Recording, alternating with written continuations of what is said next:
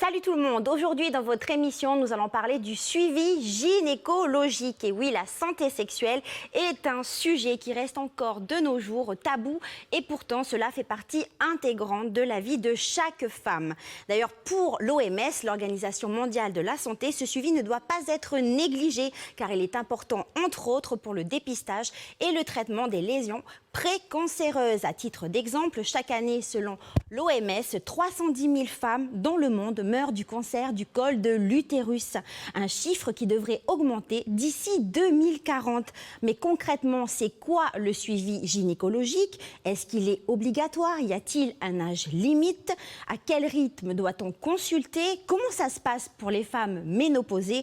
Autant de questions auxquelles mon invité du jour, Élodie, sage-femme sur Point-d'Imier, essaiera de répondre. Mais avant de la retrouver, je vous propose de regarder une petite vidéo réalisée l'an dernier par l'association Imagine à l'initiative des malades atteintes de cancer gynécologique. On regarde, on en parle juste après. Une fois par an. Une fois par an. Absolument. C'est pas compliqué. Une fois, notez. Par an. Tu dis à la copine, qui va dire à la copine. Tous les combien? Une fois par an. C'est l'anniversaire de Tasha. Happy birthday. Uma vez por ano. Une fois Par an. Une fois par an. Et les filles, vous vous aimez? Faites comme moi. Y a pas de... Ah ouais, t'avais des trucs à faire? Bah ouais, mais c'est qu'une fois par an. Y a même pas à discuter. Une fois par an. Ok? Élodie, merci à toi d'être avec nous aujourd'hui. Alors, une petite réaction par rapport à cette vidéo? Eh ben, je suis tout à fait d'accord avec cette vidéo. Le suivi gynécologique, il faut qu'il soit fait une fois par an du début de l'activité sexuelle, voire même un petit peu avant, jusqu'à au moins la ménopause et encore plusieurs années après la ménopause. Jusqu'à la fin même quasiment. Si on peut poursuivre le suivi gynécologique une fois par an, c'est parfait, c'est ce qui est recommandé effectivement. Est-ce que c'est obligatoire? Alors, est-ce que c'est obligatoire? C'est la santé de chacun. Chacun fait ce qu'il veut avec sa santé, donc rien n'est obligatoire. Par contre, c'est vivement conseillé, vivement recommandé. Après, on peut comprendre que pour certaines femmes, ça peut être un peu, on peut être réticente à aller justement faire un examen gynécologique. Alors, on va regarder tout de suite une vidéo de l'humoriste Céline Groussard. Vous allez voir, ça vaut le détour. Ça va peut-être vous rappeler des souvenirs. On regarde.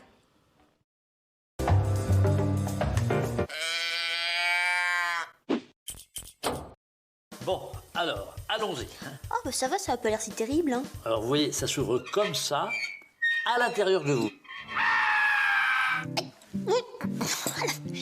Oh, non, désolée. Elle est difficile d'accès, non? C'est ça. Oh. Je vous paierai plus si vous voulez. En même temps, je devrais pas dire parce que c'est votre métier. Alors, vous êtes célibataire? Non, bah non, forcément, vous, un médecin comme vous, c'est... Bon, si je suis pas revenu dans les 24 heures, appelez ce numéro. Je vous aime. Non, je déconne. Si vous répondez pas dans les 5 minutes, c'est que vous m'aimez aussi. Hein. Attendez, c'est un 5 ou un 6? Oh, ces écritures de docteur aussi. Je t'ai vu sourire, alors dis-moi. C'est sûr que ça peut être compliqué parce que ça touche à l'intime et quand ça touche à l'intime, c'est toujours compliqué. Maintenant, là, dans la vidéo, forcément, c'est un petit peu exagéré. Bien sûr. On voit que, mais ce sont des idées qui sont véhiculées. Les femmes ont peur d'avoir mal, peur que c'est surtout ça. La douleur, c'est désagréable, c'est gênant parce qu'on est pudique. Donc normalement, l'examen gynécologique, ça ne doit pas faire mal. C'est sûr que parfois quand on est un petit peu tendu avec les muscles qui sont un petit peu serrés, ça peut être désagréable, mais ça ne doit pas être douloureux. Si c'est douloureux, il faut changer de praticien, c'est pas normal. Et il faut surtout choisir quelqu'un avec qui on se sent bien, avec qui on est à l'aise, en confiance. Et j'ai envie de dire qu'il faut changer de praticien jusqu'à ce qu'on en trouve un avec lequel on est à l'aise. C'est ça le plus important, c'est pas celui que votre copine elle apprécie, celui qu'on vous a conseillé, c'est celui que vous avez choisi et avec qui vous êtes bien. Lors d'une première consultation, c'est possible d'y aller accompagner? Alors, à toutes les consultations, on peut venir accompagner. Ça, chaque femme fait comme elle veut. Il n'y a pas de souci. Si on veut venir avec un accompagnateur, c'est possible. Pourquoi et quand consulter finalement? Alors, pourquoi consulter? Je dirais dès qu'on en ressent le besoin, Il y a certaines mamans qui emmènent leurs jeunes filles dès les premières règles. Parce qu'il n'y a pas d'âge en fait. Il n'y a pas d'âge. Dès les premières règles, c'est peut-être un petit peu tôt, sauf si on n'arrive pas du tout à parler de l'intimité, du fonctionnement du corps. expliquer ce que c'est que les règles, etc. à la maison. Dans ce cas-là, on peut emmener sa jeune fille chez une sage-femme, chez un gynécologue, chez un médecin. Donc on n'est pas obligé d'aller voir un gynéco. On n'est pas obligé d'aller voir un gynécologue. Ça peut être le médecin généraliste s'il est à l'aise avec la gynécologie. Ça peut être une sage-femme. Les jeunes filles mineures, même qui ont la CAFAT, dont les parents sont CAFAT, ont le droit aux consultations gratuites. Elles n'ont rien à avancer, on a une clé CAFAT exprès, donc elles peuvent y aller même sans accompagnateur, elles ne sont pas obligées d'aller avec leurs parents. Dès les premières règles, ça peut être un peu tôt, sauf si on a besoin de se faire expliquer certaines choses. Dès le début de l'activité sexuelle, ça peut être un petit peu tard parce que les risques sont souvent déjà pris. Donc ce qui est bien, c'est entre les deux, au lycée, pas forcément pour un examen gynécologique. D'ailleurs, on n'examine jamais, ou très très rarement la première fois, c'est pas nécessaire. Le but du premier rendez-vous, c'est une prise de contact pour que les jeunes femmes sachent à qui s'adresser le jour où elles en auront besoin. Et ensuite, tout le long de la vie, donc les recommandations, comme on disait, c'est une fois par an, un petit check-up gynéco, les seins et la partie intime, le col de l'utérus, etc. Et en dehors de ces contrôles-là, à chaque fois qu'il y a des symptômes, une douleur, des pertes sales, des petites boules dans les seins, une anomalie avec les règles, dans ce cas-là, il faut consulter. Donc en fait, il n'y a pas d'âge. Le suivi gynécologique n'est pas lié au rapport sexuel, c'est ce que tu viens de dire. Et après, c'est vraiment, en fait, voilà, on peut y aller à n'importe quel âge et on n'est pas obligé d'aller voir forcément un gynécologue. Maintenant, ça sert à quoi ? Alors, ça a deux missions principales. Déjà, la prévention, parce que ça va être l'occasion pour nous de redistiller des petits conseils de prévention pour éviter les maladies. Et ça sert aussi à dépister justement les différentes maladies. Les infections sexuellement transmissibles, mais aussi les cancers féminins, essentiellement le cancer du sein, le cancer du col de l'utérus, le cancer de l'ovaire ou le cancer de l'endomètre. D'ailleurs, c'est vrai qu'au pays, le cancer du col de l'utérus, que tu viens d'en parler, dont j'en ai parlé en début d'émission, il a été reconnu comme une priorité de santé publique par les élus du Congrès en 1994. Et il y a un frottis de dépistage qui est pris en charge à 100% tous les 3 ans, après 2 frottis normaux réalisés avec 1 an d'intervalle. Donc voilà, c'est vraiment, il y a une prise de conscience. Voilà, c'est important en fait d'aller se faire. Oui, il y a une campagne qui est mise en place. En Nouvelle-Calédonie, c'est de 17 à 65 ans. Voilà, c'est le petit bon et le petit dépliant que toutes les femmes reçoivent par la poste. C'est l'invitation pour aller réaliser gratuitement chez leur sage-femme, chez leur gynécologue ou chez leur médecin traitant le frottis de dépistage sans aucune avance de frais tous les 3 ans. Effectivement, les 2 premiers frottis, c'est à 1 an d'intervalle. Et ensuite, c'est tous les 3 ans. En moyenne, 65 ans. Ah, 65 ans, on précise. Alors en moyenne, c'est vrai qu'il y a 8335 frottis qui sont réalisés chaque année au pays dans le cadre justement de ce programme de dépistage. Voilà. Alors qu'est-ce que toi t'en penses, 8335 ? C'est bien, mais c'est insuffisant. On a les répartitions géographiques et on sait qu'en province des îles et en province nord, toutes les femmes ne répondent pas à l'invitation. Je n'ai plus les chiffres exacts en tête, mais je crois qu'on a un peu plus de la moitié seulement des femmes qui sont dépistées. Donc il faut encore améliorer le dépistage. Tout est mis en place. Je pense qu'il y a quand même pas mal de campagnes, etc. Maintenant, c'est ce qu'on disait tout à l'heure, soit les femmes qui ne savent pas à qui s'adresser, ou alors qui ont peur de la douleur, peur du dépistage. Si tu devais résumer, en fait, à quel rythme consulter un gynécologue ou une sage-femme en fonction de l'âge, qu'est-ce que tu dirais ? À partir du début de l'activité sexuelle jusqu'à la ménopause, 1 fois par an. Le frottis tous les 3 ans, c'est-à-dire qu'on va chez son praticien 1 fois par an, mais les recommandations, ce n'est pas un frottis tous les ans. Les recommandations, c'est un frottis tous les 3 ans. Entre-temps, on ne fait pas de frottis, mais il y a quand même différents examens, notamment l'examen des seins et l'observation du col, qui vont être pratiqués, mais pas forcément le frottis. Jusqu'à 65 ans, le frottis, jusqu'à la ménopause 1 fois par an. Après la ménopause, c'est un petit peu au cas par cas, mais il ne faut pas arrêter tout le suivi gynécologique. C'est bien de continuer d'aller régulièrement. On peut espacer, ça peut être un petit peu moins proche que tous les ans, mais il faut quand même continuer de consulter régulièrement. Comment est-ce que toi, tu expliques en tant que sage-femme je disais tout à l'heure, je donnais le chiffre de 8335 frottis qui sont réalisés chaque année. Tu disais qu'en province des îles, en province nord, donc voilà, il y en avait peu de femmes qui allaient justement faire leurs frottis. Comment tu expliques cela ? Est-ce que c'est culturel ? Alors, je pense qu'il y a une part culturelle. Ensuite, il y a que dans le Nord, en tout cas, les femmes, elles n'ont pas forcément de boîte postale. Donc, ça arrive à la tribu. Je pense qu'il y a beaucoup de courriers qui n'arrivent pas. Et puis, parfois, effectivement, on prend le papier, on le lit, on le met de côté. Et puis, il y a une relance, une première relance, une deuxième relance. Et puis finalement, on n'y va pas parce qu'on ne se sent pas concerné. Il y a plein de femmes qui ne savent pas ce que c'est que le cancer du col de l'utérus, qui ne savent pas qu'on peut en mourir, alors que si c'est dépisté à temps, ça se soigne très bien. Donc quand on ne comprend pas l'utilité du dépistage, on ne va pas se faire dépister. Donc on va regarder cette image. Donc tu vas voir, il y a une image qui va apparaître. Parce que quand j'ai fait des recherches justement pour préparer cette émission, j'ai entendu parler du vaginisme. C'est un mot assez tabou, je dirais. Donc là, non, va encore falloir que je parle de mon vagin au pharmacien. Donc c'est quoi le vaginisme? En fait, j'ai lu que c'était un sorte de trouble sexuel, mais il y a un certain nombre de femmes qui sont touchées par ce trouble. Tu pourrais nous dire en gros ce que c'est et quels sont les symptômes? Alors, il y a, je pense, je ne suis pas spécialiste du vaginisme, mais je pense qu'il y a plusieurs sortes de vaginisme. Soit un vaginisme primaire qui va intervenir dès le début, en fait, ça va apparaître dès le début de la vie sexuelle ou même bien avant. C'est en fait un spasme, une contraction des muscles du périnée qui rend impossible toute pénétration, que ce soit la pénétration par les rapports sexuels, mais ça peut même être la pénétration d'un tampon, d'un doigt, du coup du spéculum, l'écarteur pour faire le frottis. Et il y a des vaginismes qui surviennent après un trouble traumatique, après un viol par exemple. Ça peut être aussi après un examen chez un praticien pas très doux et ça a été douloureux. Et il y a des femmes qui vont avoir un vaginisme dans la vie de tous les jours qui va rendre les rapports sexuels compliqués. Il y a des femmes qui vont avoir un vaginisme que par exemple lors du frottis, parce qu'elles appréhendent tellement que c'est une réponse du corps en fait. C'est une réponse du corps à un traumatisme. Après, souvent, il faut trouver lequel et le parcours peut être assez long en fonction des femmes. Mais ça ne doit pas être évident non plus de vivre avec ça. Les femmes doivent perdre confiance en elles aussi. C'est compliqué pour les femmes parce qu'effectivement, ça rend la vie sexuelle compliquée. Souvent, elles ont honte, donc elles n'osent pas en parler. Alors que finalement, il existe quand même des solutions. Ça peut être plus ou moins long, mais il existe des solutions. C'est pas une honte et il faut en parler pour se faire aider. Et c'est quoi comme solution? Alors souvent, ça passe par de la rééducation. Donc petit à petit, on va faire des exercices qui vont être de la relaxation pour apprendre à relâcher les muscles du périnée. Et puis parfois, si c'est suite à un gros traumatisme, ça peut être une psychothérapie pour comprendre d'où vient le vaginisme. Et une fois qu'on a compris d'où ça venait, ça peut se résoudre spontanément. Et avec qui on peut en parler en fait? Alors là, pareil, avec son médecin traitant, une sage-femme, un gynécologue.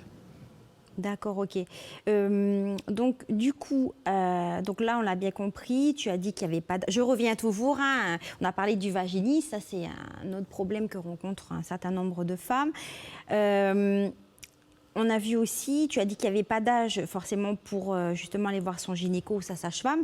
Mais pour beaucoup de femmes, justement, il n'y a plus d'utilité quand on a 50 ans d'aller voir son gynéco ou sa sage-femme.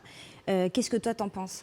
Parce que souvent, les femmes, elles associent gynécologue ou sage-femme à la procréation, en fait. Oui, exactement. Tant qu'on peut avoir des enfants, il faut consulter parce qu'en fait, bien souvent, les femmes, elles vont voir leur gynéco ou leur sage-femme parce qu'elles sont enceintes. Mais avant ou après, on ne les voit plus du tout. Donc ça, c'est faux, c'est une idée qu'il faut s'enlever de la tête. Le gynécologue ou la sage-femme, c'est pour la santé de la femme, la santé en général, la santé intime, féminine, et c'est pas forcément les grossesses. Donc même après 50 ans, même une fois qu'on est ménopausée, il faut continuer d'aller se faire dépister. D'ailleurs, le dépistage du cancer du sein, c'est jusqu'à 73 ans. La fameuse mammographie, dont on va parler tout de suite. Donc oui, c'était très bien, Elodie. La transition, très bien trouvée. Donc, on va regarder une petite vidéo de la youtubeuse Natou, publiée en 2017, et puis on en parle juste après de cette mammographie. Bon, j'en ai jamais fait de ma vie, ça me stresse énormément. Parce qu'en fait, à la base, c'est même pas moi qui voulais venir ici. C'est votre petite amie qui a entendu parler de quelqu'un qui a eu un cancer du sein et qui depuis vous harcèle tous les jours. Oui, c'est ça. Bien sûr. Soyez rassurés, vous savez, vous êtes jeune, à mon avis, il y a très peu de chances que vous ayez un souci. Est-ce que vous avez des questions? Oui, est-ce que ça aplatit les seins? J'aimerais pas... Non. Je vous laisse vous déshabiller. Voilà. Alors, les chaussures, c'est bien. C'est surtout le haut qu'il faut enlever. Bah non. Parce qu'en fait, j'ai pas mis de soutien-gorge, donc Non, vous risquez de voir ma je vous explique. poitrine. En fait, il faut que vous posiez votre sein nu sur la machine. Mais c'est pas des rayons, parce que les rayons, ça traverse les vêtements. Hein. J'ai déjà pris plusieurs fois l'avion. Écoutez, moi j'ai vu des centaines de poitrines dans ma vie, donc... Ça va, pas la peine de se la péter, hein. L'autre. D'accord. Est-ce que je peux faire quelque chose pour vous mettre à l'aise, mademoiselle? J'ai une petite idée. Voilà. Vous vous sentez mieux maintenant? Bah ouais. Comme ça, au moins, on est à égalité, quoi. Voilà. Allez, ça va bien se passer.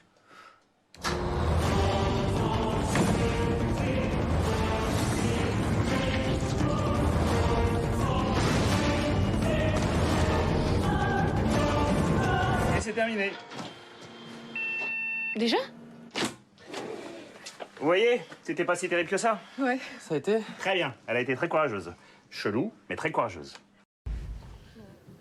Élodie, une petite réaction. Bon, j'avoue que c'est une vidéo humoristique.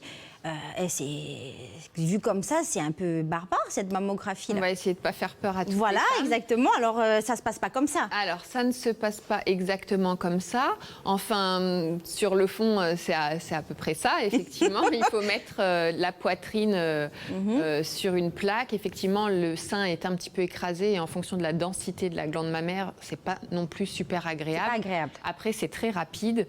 C'est tous les 2 ans, entre 50 et 73 ans. Donc, et c'est que tous les 2 ans et c'est en tout et pour tout, ça prend 10 minutes. Donc là, en fait, est-ce qu'il faut forcément être ménopausée? Alors, ménopausée, est-ce que tu peux expliquer à nos téléspectateurs ce que c'est? Alors, la ménopause, c'est le moment où on n'a plus ses règles. Donc, c'est l'inverse de la puberté. Au début de la puberté, il y a les règles qui vont arriver chez la jeune fille, qui vont revenir tous les mois quand on n'a pas de contraception, jusqu'à la ménopause. La ménopause, c'est l'arrêt des règles. Et pour parler de ménopause, il faut au moins 1 an d'absence de règles. Okay. C'est environ vers 50 ans, mais on peut être ménopausé à 40 ans comme à 60 ans, ça dépend des femmes. Et la mammographie, c'est pas en fonction de la ménopause ou pas, c'est voilà, le dépistage, on a sélectionné comme ça en fonction des études un âge, c'est de 50 à 73 ans. Mais on n'est pas obligé d'avoir 50, on peut le faire avant. Alors, dans certains cas, selon certaines indications, le médecin, la sage-femme ou le gynécologue vont prescrire une mammographie ou une échographie. S'il y en a des antécédents de cancer. Soit parce qu'il y a des antécédents effectivement dans la famille très proche, soit parce qu'à l'examen des seins, donc quand on va 1 fois par an chez des gynécologues, le praticien examine la poitrine à la main, à la palpation. Et si à l'examen des seins, on a un doute sur une tumeur, un nodule, on va demander un examen supplémentaire, la mammographie ou l'échographie ou les deux. C'est quand même la mammographie, c'est une radiographie, on peut dire ça comme ça. C'est ça. Il n'y a pas c'est pas nocif pour la patiente? Alors, en médecine, on pèse toujours il y a une balance, en fait, le bénéfice et le risque. Donc, la mammographie, c'est un examen qui est vieux maintenant, qui est bien maîtrisé. Les doses de rayons, c'est très ciblé et elles sont infimes. Et il y a moins de risques, en fait, d'avoir les rayons que d'avoir un cancer du sein pas détecté. En tout cas, il faut savoir que le cancer du sein est le plus fréquent des cancers en Nouvelle-Calédonie. Il y a 117 cas qui ont été diagnostiqués en 2015. Et depuis août 2009, donc, il y a une campagne de dépistage qui est organisée par l'Agence sanitaire et sociale. Celle-ci invite tous les 2 ans l'ensemble des femmes de 50 à 74 ans à réaliser gratuitement donc, une mammographie. Donc, Élodie, tu parlais de palpation, c'est ça? Donc, c'est vrai qu'il est possible à la maison de palper ses seins pour repérer s'il y a des anomalies que l'on peut ensuite signaler à son médecin traitant. Donc c'est ce que l'on va voir tout de suite dans cette vidéo réalisée par Sikana FR. On regarde. Pour pratiquer l'auto-examen, installez-vous debout, devant un miroir, les bras le long du corps et examinez l'aspect de vos seins en vous tournant légèrement et recherchez toute modification visible. Levez un des 2 bras, puis avec les 3 doigts de l'autre main, palpez le sein du côté du bras levé. Débutez par la partie externe, les doigts à plat, en effectuant de petits cercles. Une attention particulière doit être portée à la zone entre le sein et l'aisselle. Dessinez des cercles en faisant le tour complet du sein et en vous rapprochant de plus en plus du mamelon. Terminez par ce dernier en le pressant délicatement pour s'assurer de l'absence d'écoulement. N'oubliez pas de palper également la zone se trouvant au-dessus des clavicules.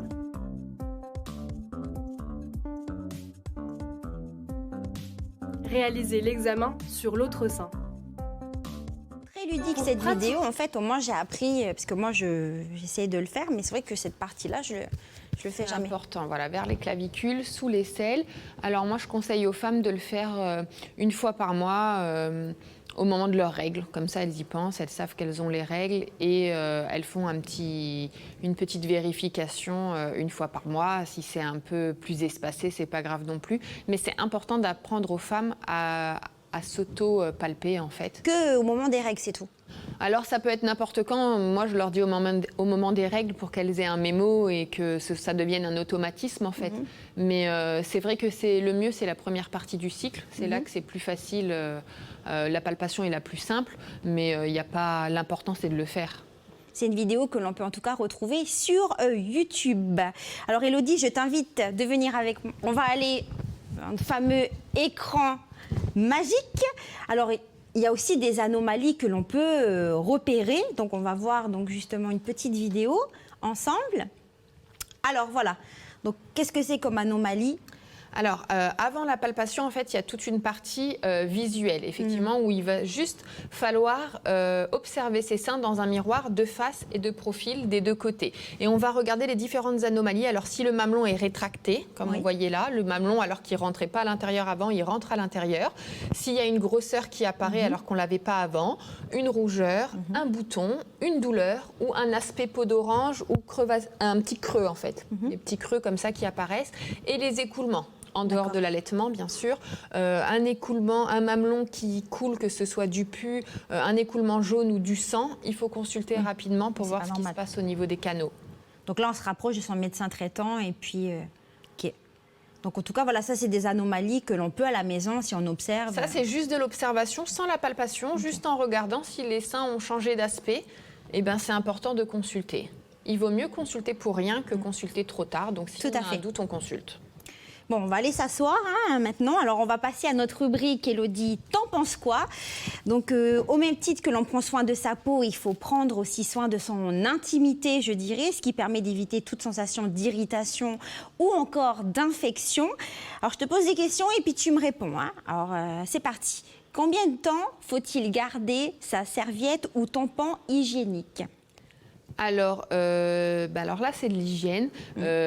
Surtout ici, il fait chaud, ça sent vite mauvais. C'est un nid à bactéries aussi. Oui, les serviettes, en plus, c'est pas très agréable. Il faut les changer régulièrement, toutes les 4 heures, sauf la nuit, si on n'est pas obligé de se lever pour changer la serviette, si ça fuit pas.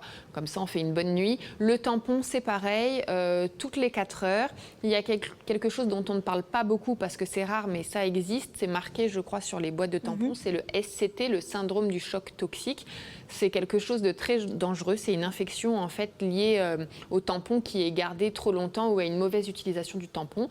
Et les tampons, il ne faut pas que ce soit 24 heures sur 24 pendant toutes les règles. Il faut faire une pause. Par exemple, la nuit, préférer une serviette hygiénique, par exemple, pour laisser le vagin respirer en fait. Une mauvaise utilisation du tampon, c'est le laisser trop... Le laisser trop longtemps ou alors avoir mis un tampon avec les mains sales, pas bien lavées avant, par exemple. Okay. Ou oublier le tampon, ça arrive quand même régulièrement. On en met un autre, on avait oublié, et puis il y en a un qu'on va retrouver 2-3 semaines après, ça arrive régulièrement. Eh bien, j'enchaîne. La douche vaginale, c'est cool. La douche vaginale, c'est pas nécessaire en fait. Le vagin, il est auto-nettoyant. Il n'y a pas besoin d'aller trop nettoyer dans le vagin parce qu'on tue les mauvaises bactéries, mais on tue aussi les bonnes bactéries qui sont là. Donc on n'a pas besoin de se laver. Non, l'important c'est de se laver la vulve, les lèvres pour qu'il n'y ait pas d'odeur. Pas à l'intérieur. C'est par là qu'en bas on fait pipi et caca aussi. Donc ça peut sentir mauvais. Il y a de la sueur, il fait chaud. Donc il faut se laver quotidiennement, mais pas à l'intérieur. Il n'y a pas besoin de mettre plein de jets d'eau ou plein de produits à l'intérieur du vagin. Même avec, il y a beaucoup de gels, je dirais, de douche pour toilettes intimes qui sont testés gynécologiquement. En tout cas, c'est écrit dessus. Ça, on n'a pas le droit.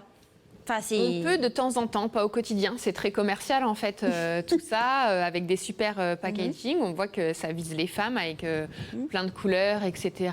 C'est pas nécessaire. C'est pas nécessaire. Occasionnellement, pourquoi pas, mais il n'y a pas besoin que ce soit au quotidien. Les sous-vêtements en coton, tu privilégieras. Il faut privilégier les sous-vêtements en coton, effectivement, parce que c'est ce qui est plus confortable. Ça évite les mycoses, par exemple, qui sont Transpire favorisées. moins aussi. Voilà, qui sont favorisés par les sous-vêtements synthétiques. Après, on peut varier de temps en temps. Chacun fait à sa guise. Casse pas la tête si après la douche, je m'essuie mal. Alors, c'est important de bien s'essuyer après la douche, justement, pour pas que ça macère et éviter les champignons, les mycoses sous les aisselles, les plis inguinaux et au niveau du vagin, en tamponnant avec une serviette propre, idéalement, qu'on réserve à cet effet. Qu'on change régulièrement, quand même. On change régulièrement. Dernière question. Quand il fait super chaud, combien de douches dois-je prendre? 2 douches par jour. 2 douches? Si on va en par prendre jour. 3-4, c'est proscrit Alors, aussi. on peut prendre plus de douches, mais dans ce cas-là, il faut éviter de trop savonner parce que ça abîme quand même la peau et essayer de choisir des produits les plus neutres possibles. Le corps, il lubrifie pas. Oui, le corps lubrifie pas pareil. Et puis, c'est pas anodin, là, tous ces produits, toutes ces choses-là qu'on se met sur la peau. C'est plein de produits de synthèse qui sont pas anodins et qui sont pas toujours très bons pour la santé.